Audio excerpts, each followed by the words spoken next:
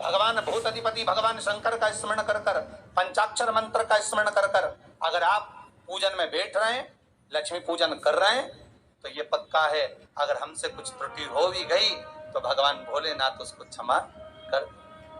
और माता से निवेदन करना, हे लक्ष्मी मैया, हे वैभव लक्ष्मी, हे माता अष्टलक्ष्मी, हे माँ संतान लक्ष्मी, धान्य लक्ष्मी, वैभव लक्ष्मी, प्रतिष्ठा लक्ष्मी, यश लक्ष्मी, कीर्ति लक्ष्मी, आरोग्य लक्ष्मी, संतान लक्ष्मी, हे माँ ऐसी कृपा करिए, आप हमारे घर से रुष्ट होकर ना जाइएगा।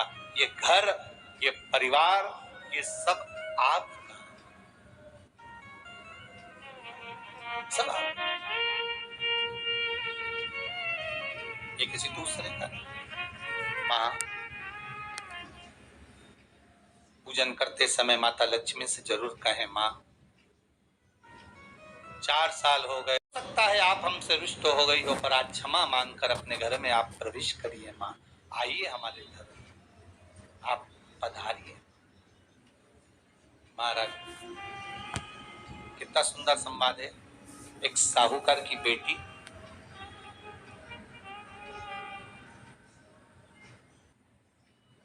साहूकार की पुत्री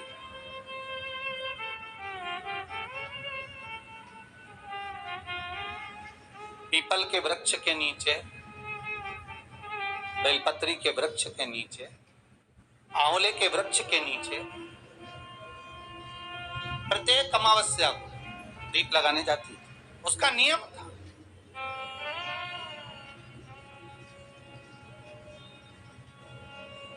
साहूकार की पुत्री प्रत्येक अमावस्या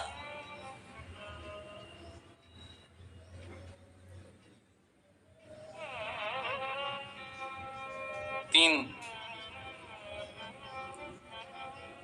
दीप, एक बेलपत्री के नीचे, एक आंवले के नीचे, एक पीपल के नीचे लगा।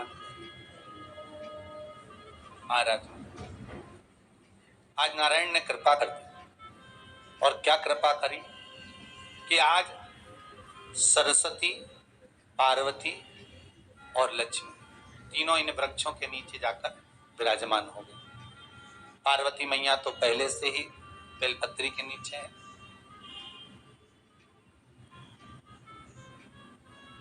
स्वयं सरस्वती मैया, लक्ष्मी मैया आंवले और पीपल के नीचे विराजमान। अब आज तीनों देवियों में बात हो रही है, आज तीनों देवियों में चर्चा हो रही है कि यदि आज अगर कोई दीप लगाने आया और पहला दीप जिसका लगेगा तो ये पक्का है कि मैं लक्ष्मी उसके घर में प्रवेश करूं।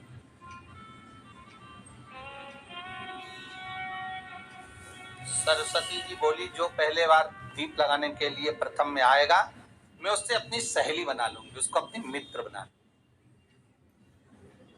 पार्वती जी बोली, जो प्रथम दीप लगाने आएगा, पार्वती जी कहती हैं मैं भगवान शिव से कहकर उनका कल्याण करवा दूं। अब ये साहूकार की बेटी, वो साहूकार जो कहने का तो साहूकार था, धन पूर्व में बहुत था, पर अब इसके पास में कुछ भी नहीं बचा।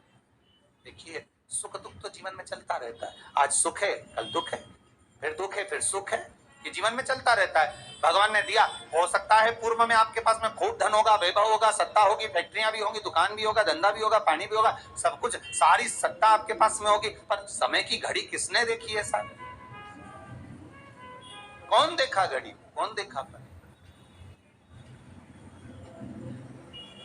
इसीलिए कहते हैं ना, बार बार कहते हैं, तेरा पल पल भी आ जाए मुख से जप ले नमः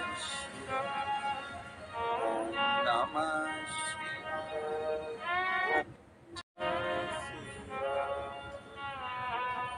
बड़ी मुश्किल से मिलता है। घड़ी पल समय नक्षत्र कब बदल जाए किसको मालूम है। आज साहूकार के जीवन में था साहूकार कहने का, पर धन नहीं था, वैभव नहीं था, सब समाप्त हो गया था, कहीं पैसा चले गया, लग गया। महाराज बेटी ने वही दीप तैयार करे, दीपावली की अमावस्या नहीं थी, पर दूसरी जो अमावस्या थी उस अमावस्या पे उसने दीप लगाया। जैसे दीप लगाया, 3 देवियों ने आवाज लगाई, अरे सखी सुनो तो। साहूकार की बेटी बोली, किसकी आवाज आ रही है? अरे सखी सुनो तो। सखी ने कहा, क्या बात है? आवाज आई, 3 सुंदर स्त्रियां, बड़ी सुंदर युवती बनकर, सुंदर आभूषण वस्त्र पहनकर बैठी हुई, एक ही जगह पर तीनों बैठी हुई। इसी को त्रिवेणी कहते हैं महाराज।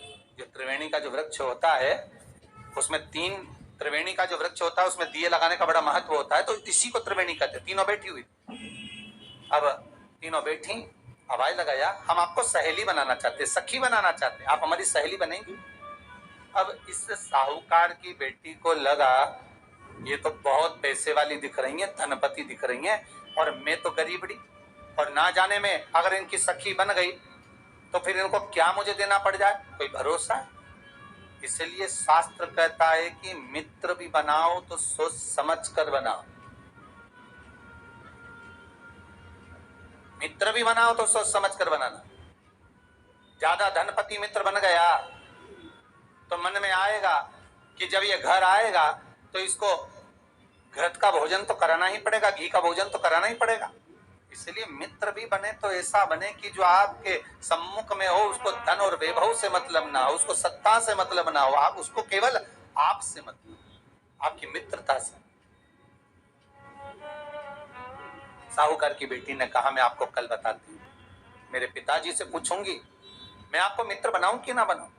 ठीक है, चलिए घर पहुंची। पिताजी, मुझे 3 सखियां मिली, एक सरस्वती है, एक पार्वती है और एक लक्ष्मी। अच्छा, पीपल, आंवला और बेलपत्र तीनों वहां विराज। अच्छा, क्या कर रही हैं? सखी बनाना चाहती। पिताजी ने कहा, बन जाओ सखी, सखी बनने में दिक्कत क्या है, बनो। अब दूसरी अमावस्या पे जब वो गई और जाकर उसने कहा कि मैं आपकी सखी बन सकती हूँ, तीनों प्रसन्न हो गई। तो उसमें से एक सखी माता लक्ष्मी ने कहा कि चलो आज तुम हमारे घर चलो, हम तुम्हारा सम्मान करना चाहते हैं। सखी को माता लक्ष्मी अपने घर ले गई। साहूकार की बेटी को जब घर लेकर गई, सुंदर सोने की चौकी, सोने की थाली और सोने के गिलास, पकवान एक से बढ़कर एक माता लक्ष्मी ने जब साहूकार की बेटी के सामने परोसे, इधर माता सरस्वती, इधर माता पार्वती नजदीक में बैठ गई और साहूकार की बेटी पकवान को पाने लगी।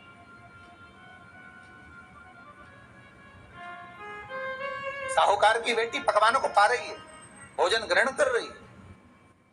अब भोजन करने के बाद साहूकार की बेटी चली गई।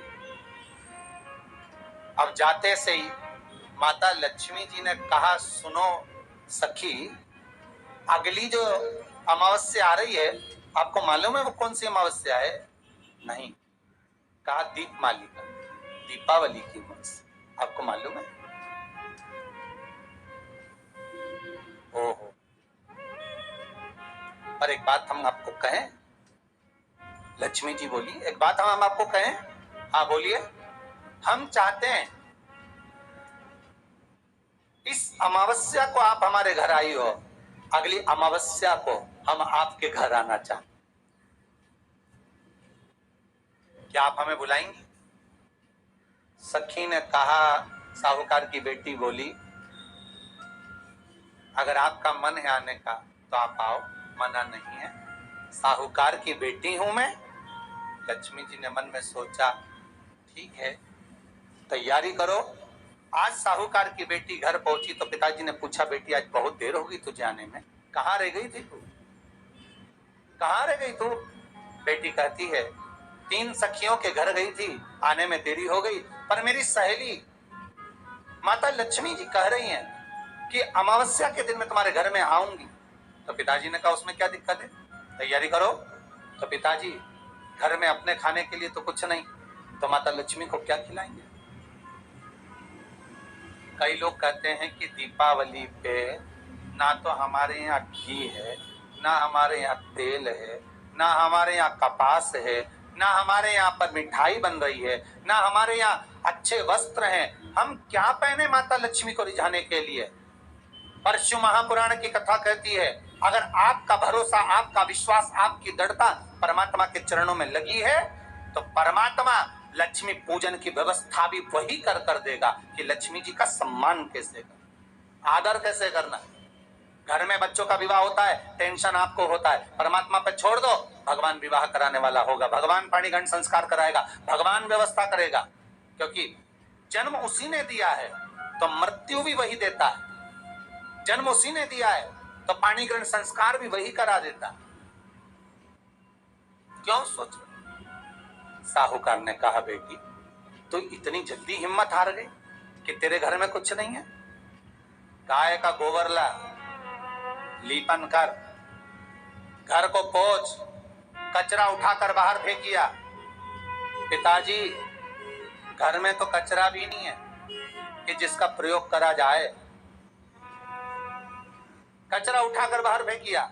चौक पूर, पिताजी चौक पूरने के लिए तो मेरे पास में कुछ है ही नहीं, जो दीवार पर पोत रही है वही मिट्टी को पोत दे। चौक उनके घर गई थी, सोने की चौकी पर सुंदर आनंदमय भाव से बिठाया है मुझे, सुंदर सोने की थाली में भोजन कराया है मुझे, अब मैं क्या दूं? पिताजी कहते हैं, अगर लक्ष्मी आपकी सहेली अगर आ रही है, बड़ी धनपति है, तो व्यवस्था भी वही करेगी। अब लक्ष्मी तो जाने की तैयारी में, सरस्वती उनके साथ जाने की तैयारी में, पर माता पार्वती नहीं गई। माता पार्वती ने कहा, आज मैं नहीं जाऊंगी। क्यों? आज मुझे अमावस्या का दिन है ना, इसलिए बेलपत्री के पेड़ के नीचे मुझे रहना पड़ेगा। तो माता पार्वती बेलपत्र के पेड़ के नीचे रुक गई। अब ये दोनों जाने के लिए तैयारी करी, लक्ष्मी और सरस्वती जाने लगी, साथ में उन्होंने गणेश जी को ले लिया, रिद्धि सिद्धि को ले लिया, और साहूकार क्या जा रही हैं। जैसे साहूकार क्या जा रही थी, इतनी देर में माता पार्वती को लगा कि इसके पास में जिमाने के लिए, रखने के लिए कुछ नहीं है। माता पार्वती ने एक चील का रूप लिया और उड़ती हुई एक राजकुमारी के हार को, रतन जड़ित हार को लेकर मां पार्वती गई और साहूकार के घर में उस फेंक दिया। साहूकार के दरवाजे पर जैसे फेंका, बेटी ने झाड़ू लगाते समय देखा कि कचरा, ये हार कहां से आ गया? पिताजी को दिखाया, अल्लाह मैं जाऊं, जो सेठ को दिखाया, महाराज ये हार तो करोड़ों का है, कोई साधारण नहीं। धन मिला तो सबसे पहले जाकर एक सुंदर चौरंग लाया, पाटा लाया, उस पाटे पर सुंदर वस्त्र बिछाया और माता लक्ष्मी के आदर की तैयारी के लिए सुंदर सुंदर घर में पकवान बनने लगे साहब। और सुंदर सुंदर पकवान बने। जैसे ही लक्ष्मी घर में प्रवेश करी, सरस्वती प्रवेश करी, गणेश प्रवेश करे, रिद्धि सिद्धि प्रवेश करी, लक्ष्मी जी ने पहला संबोधन कहा, क्यों सखी, तू तो कह रही थी कि मेरे पास में कुछ भी नहीं, फिर इतना सारा सामग्री कहां से आ गई? सखी कहती है, मेरे पिताजी कहते थे जिसके मंदिर में दिया लगाया है, जिस वृक्ष के नीचे दिया लगा कर आई है, जहां जिस देवता को पूछ कर आई है, विपदा की घड़ी में वही देवता आकर खड़े होते हैं। ना जाने कहां से हार मिल गया, ना जाने कब प्रसाद बन गया। लक्ष्मी जी ने ध्यान लगाकर देखा कि पार्वती क्यों नहीं आई थी। समझ में आ गया कि एक सखी पूरी व्यवस्था करने में लग गई थी। ऐसी है मेरी माँ लक्ष्मी, ऐसी है माँ पार्वती, ऐसी है माँ सरस्वती। उनकी आराधना 3 दिन से आप पाटा लगाकर पूजन कर रहे हो, आज भी दीपावली का पूजन भी आपको ऐसे ही करना है। दीपावली की पूजन अच्छे से करिए। माँ लक्ष्मी आप सबके घर अवश्य पधारेंगी। पकवान बनाइए, भोग चढ़ाइए। माँ लक्ष्मी की आप सब पर हमेशा कृपा बनी रहे, यही मनोकामना आप लोगों के लिए दीपावली की हार्दिक शुभकामनाओं के साथ। आपको यह अच्छा लगा हो तो आप हमारे चैनल को सब्सक्राइब करें, लाइक करें, शेयर करें। जय माँ लक्ष्मी।